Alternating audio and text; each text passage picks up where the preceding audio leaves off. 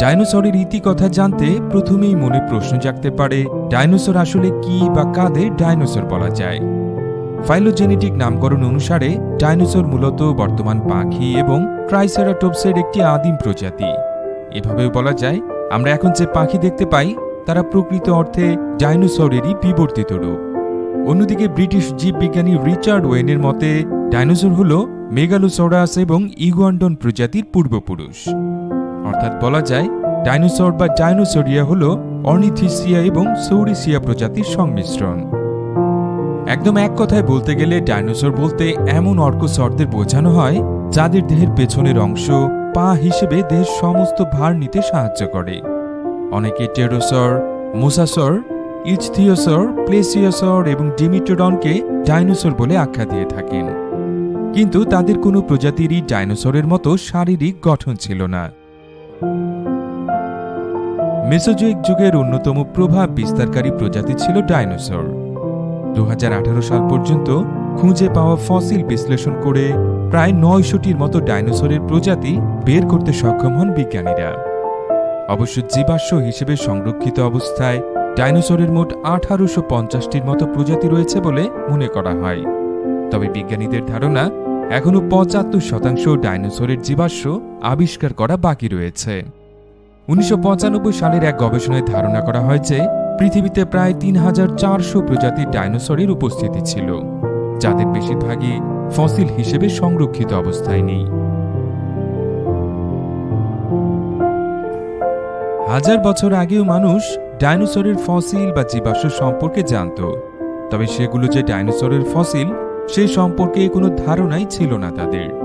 প্রাচীনকালে চীনাদের কাছে ডাইনোসরের ফসিল ড্রাগনের হাড্ডি বলে পরিচিত ছিল এবং তৎকালীন ইতিহাসেও সেই রকম বর্ণনাই পাওয়া যায়। এমনকি চীনারা ডাইনোসরের জীবাশ্ম ওষুধ হিসেবে ব্যবহার করত। তবে ইউরোপে ডাইনোসরের জীবাশ্মকে বিশালদেহী মানুষের কঙ্কাল বলে মনে করা হতো। 17 শতাব্দীর শেষের দিকে ইংল্যান্ডে প্রথম যে ডাইনোসরের জীবাশ্ম পাওয়া যায় তা ছিল মেগালোসরাসের উর্বস্থির হাড়। হাড়টি পাওয়া যায় অক্সফোর্ডশায়ারের চিপিং নৌটনের কাছাকাছি কর্নওয়েল নামক একটি জায়গায়। সেখানে চুনা পাথরের খনি থেকে হাড়টির সন্ধান পাওয়া যায়। 1815 থেকে 1824 সালের মধ্যে ধর্মতত্ত্ববিদ উইলিয়াম বাকল্যান্ড আরও কিছু মেগালোসরাসের জীবাশ্ম খুঁজে পান এবং তা পরীক্ষা নিরীক্ষার পর প্রথম এই প্রজাতিটিকে ডাইনোসর হিসেবে নামকরণ করেন। সে সময়ের একটি বৈজ্ঞানিক সাময়িক পত্রে প্রকাশিত তার এই গবেষণাপত্র থেকেই ডাইনোসর সম্পর্কে জানতে শুরু করে মানুষ। 1858 সালে নিউ জার্সির ছোট্ট শহর হ্যাজনফিল্ডের একটি মার্ল স্টোনের গর্ত থেকে উইলিয়াম পার্কার ফোলকে ডাইনোসরের যে জীবাশ্মটি আবিষ্কার করেন তা ছিল আমেরিকায় পাওয়া ডাইনোসরের প্রথম নমুনা। ডাইনোসরের এই প্রজাতিটির নামকরণ করা হয় হ্যাড্রোসরাস ফোলকি। উইলিয়াম পার্কারের এই আবিষ্কারটি ছিল বেশ গুরুত্বপূর্ণ, কেননা এটি ছিল প্রায় সম্পূর্ণ একটি ডাইনোসরের কঙ্কাল।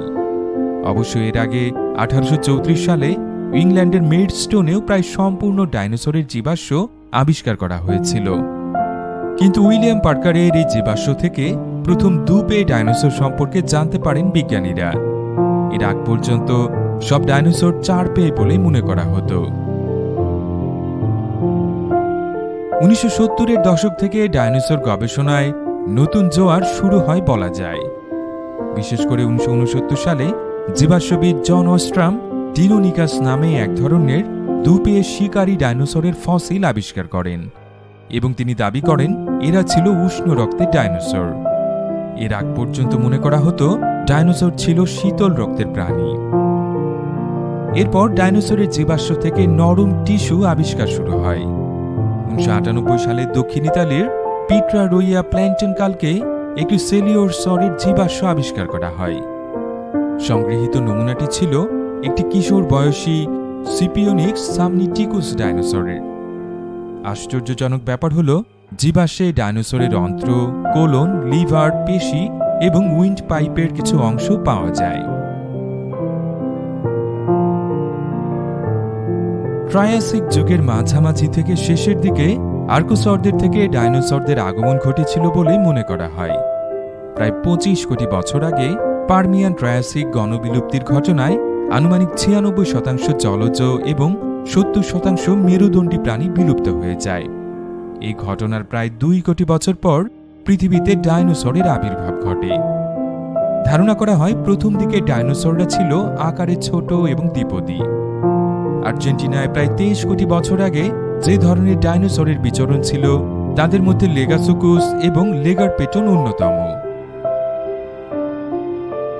প্রকৃতিতে সবকিছুরই রং বা বর্ণভেদে নানান প্রকারের দেখা মেলে, ডাইনোসরও তার ব্যতিক্রম নয়। ১৮৪২ সালে স্যার রিচার্ড ওয়েন সর্বপ্রথম ডাইনোসরের শ্রেণীবিন্যাস নিয়ে গবেষণা শুরু করেন। তার মতে ইগুয়ানটন, মেগালোসোরাস এবং হাইলিওসোরাস হল এমন এক ধরনের সরীসৃপ প্রজাতি যাদের ডাইনোসর বলে আখ্যায়িত করা যায়। মূলত আর্কোসর প্রজাতি থেকেই ডাইনোসরের উৎপত্তি ঘটেছিল। আমরা এখন যে কুমির দেখতে পাই তা আর্কোসর প্রজাতিরই বিবর্তিত রূপ। বর্তমানে বিজ্ঞানীরা ডাইনোসরদের প্রাথমিকভাবে ২টি শ্রেণীতে ভাগ করেছেন। এগুলো হচ্ছে সরিস্কিয়া এবং অর্নিথিস্কিয়া। গবেষণা থেকে জানা যায় ডাইনোসরের গড় আকার ট্রায়াসিক যুগ, জুরাসিক যুগের গোড়ার দিক থেকে শেষের দিকে এবং ক্রিটেশাস যুগে প্রতিনিয়ত পরিবর্তিত হয়েছে। আর মেসোজোয়িক যুগে দ্বিপদী শিকারী ডাইনোসরদের বিচরণ ছিল বেশি, আর এদের ওজন ছিল ১০০ থেকে ১০০০ কেজির মধ্যে।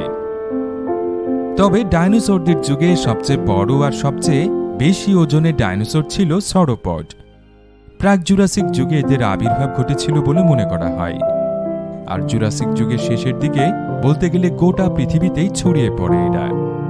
যেহেতু পৃথিবীতে বিচরণ করা ডাইনোসরদের একটা ক্ষুদ্র অংশ ফসিল বা জীবাশ্ম হিসেবে সংরক্ষিত রয়েছে এবং এদের মধ্যে একটা সামান্য অংশ উদ্ধার করা সম্ভব হয়েছে, সে কারণে সবচেয়ে বড় বা সবচেয়ে ছোট ডাইনোসর কোনটি ছিল তা হয়তো কখনোই বের করা সম্ভব হবে না। তবে এখন পর্যন্ত আবিষ্কৃত প্রায় পূর্ণাঙ্গ ফসিল এবং হাড়ের আকৃতি বিশ্লেষণ করে বিজ্ঞানীরা ডাইনোসরদের আকৃতির একটি ধারণা দেওয়ার চেষ্টা করেছেন। উচ্চতা এবং ওজনের বিচারে সবচেয়ে বিশাল আকার ডাইনোসর হল জিরাফা টাইটান ব্র্যাঙ্গাই, যাদের উচ্চতা ছিল প্রায় ১২ মিটার বা ৩৯ ফুট। ১৯০৭ থেকে ১৯১২ সালের মধ্যে তানজানিয়ায় এর একটি জীবাশ্ম পাওয়া যায় এবং তা জার্মানির একটি জাদুঘরে প্রদর্শনীর জন্য রাখা আছে। প্রায় পূর্ণাঙ্গ ফসিল হিসেবে সবচেয়ে লম্বা ডাইনোসর হচ্ছে পাচাগো টাইটান। এর দৈর্ঘ্য ৩৭ মিটার বা ১২১ ফুট। তবে ফসিল রিকনস্ট্রাকশন বা পুনর্গঠন করার পর আর্জেন্টিনোসরাসকে সবচেয়ে লম্বা ডাইনোসর আখ্যা দেয়া যায়। আর্জেন্টিনায় পাওয়া এর একটি নমুনার দৈর্ঘ্য হচ্ছে ৩৯.৭ মিটার বা ১৩০ ফুট। গবেষণা অনুযায়ী এদের ওজন হতো ৮০,০০০ থেকে ১,০০,০০০ কেজি পর্যন্ত। উচ্চতার বিচারে সবাইকে ছাড়িয়ে যেত সরোপজাইডন নামের এক প্রজাতির ডাইনোসর। এদের উচ্চতা হতো ১৮ মিটার বা ৫৯ ফুট। আর মাংসাশী ডাইনোসরের মধ্যে সবচেয়ে বড় ছিল স্পিনোসোরাস, যারা লম্বায় হতো ১২.৬ থেকে ১৮ মিটার বা ৪১ থেকে ৫৯ ফুট এবং ওজন হতো ৭ থেকে ২১ মেট্রিক টন।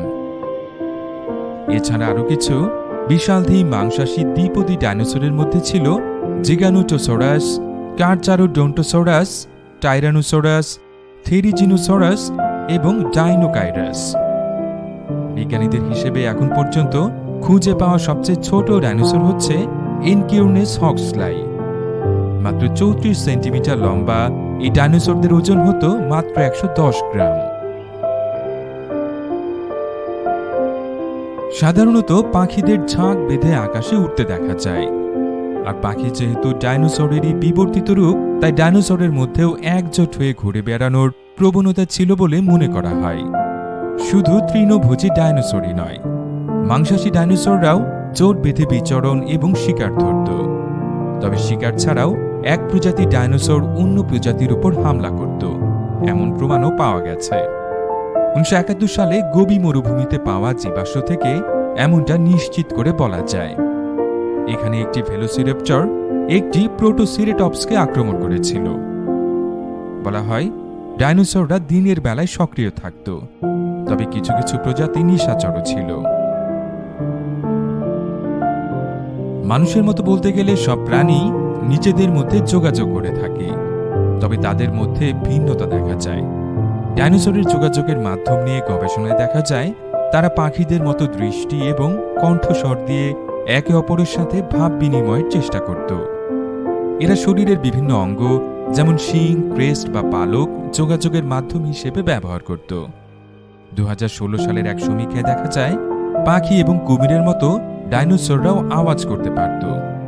তবে সময়ের সাথে সাথে তাদের যোগাযোগের উপায়ও পরিবর্তিত হতে থাকে। এছাড়া ডাইনোসরদের দৈহিক আকার ভেদেও ভাব বিনিময়ে পার্থক্য দেখা যায়। বর্তমানের পাখির সাথে ডাইনোসরের বৈশিষ্ট্যের সাদৃশ্য পাওয়া গেলেও কথাটা কতটা সত্যি তা জানার চেষ্টা চলছিল অনেক বছর ধরেই। 1868 সালে টমাস হেনরি হাক্সলি ডাইনোসরের সাথে পাখির একটা সম্ভাব্য সম্পর্কের ধারণা দেন। পরবর্তীতে 20 শতাব্দীর দিকে গারহার্ড হেইলম্যানের গবেষণায় তা অনেকটা ভুল প্রমাণিত হয়। 1970 সালের দিকে ওস্ট্রোম আবার ওই ডাইনোসর পাখির মতাদর্শ নিয়ে কাজ শুরু করেন। তিনি থেরোপড বা ছোট দ্বিপদী ডাইনোসর এবং আদিম পাখির কিছু জীবাশ্ম খুঁজে পান। তাদের মধ্যে উল্লেখযোগ্য হল ইজিয়ান ফরমেশনে পাওয়া বিভিন্ন দ্বিপদী ডাইনোসরের কঙ্কাল এবং পাখির পালক। গবেষণায় দেখা যায় যে থেরোপড ডাইনোসরের সাথে পাখির শরীরবৃত্তীয় শতাধিক মিল রয়েছে। ফলে বলা যায় যে পাখি আসলে কোটি কোটি বছর পুরনো ডাইনোসরেরই বিবর্তিত রূপ। আমরা হয়তো সকলেই কম বেশি জানি কিভাবে একসময় পৃথিবীতে রাজত্ব করা ডাইনোসর নিশ্চিহ্ন হয়ে গিয়েছিল। আজ থেকে প্রায় 6.5 কোটি বছর আগে 5 থেকে 15 কিলোমিটার প্রশস্ত একটি উল্কাপিণ্ড আছড়ে পড়েছিল পৃথিবীর উপর। এই ঘটনাকে বলা হয় ক্রিটেশাস প্যালিওজিন, সংক্ষেপে কেপিজে এক্সটিংশন ইভেন্ট। এর ফলে তাৎক্ষণিকভাবে পৃথিবীতে সুনামি, ভূমিকম্প এবং আগুনের ঝড়ে বহু প্রাণী নিশ্চিহ্ন হয়ে যায়। তবে এই ঘটনার প্রভাব ছিল দীর্ঘ সময়ব্যাপী। শুরু হয় অ্যাসিড বৃষ্টি এবং সমুদ্রের পানি অ্যাসিডে পরিণত হয়। বিষাক্ত কার্বন পার্টিকেলে বছরের পর বছর ধরে পৃথিবীর আকাশ ঢাকা থাকায় শুরু হয় বরফ যুগ। নানা প্রতিকূলতা এবং খাদ্যের অভাবে ডাইনোসর সহ প্রায় 76% প্রজাতির প্রাণী পৃথিবী থেকে বিলুপ্ত হয়ে যায়। পাখির পূর্ব প্রজন্ম হিসেবে যারা বেঁচে ছিল তারাও একসময় হারিয়ে যেতে থাকে, কেননা কেপিজি ঘটনার পর সকল গাছপালা উজাড় হয়ে গিয়েছিল। মনে করা হয় গণবিলুপ্তির পরও কিছু ডাইনোসরের প্রজাতি আরও কয়েক লাখ বছর টিকে থাকতে সক্ষম হয়েছিল। ডাইনোসর নিয়ে উৎসাহ এবং আগ্রহ কখনোই পৃথিবীর মানুষের মন থেকে চলে যাবার নয়। বলাই বাহুল্য, ডাইনোসর নিয়ে এখনো অনেক অজানা তথ্য আবিষ্কার করা বাকি আছে।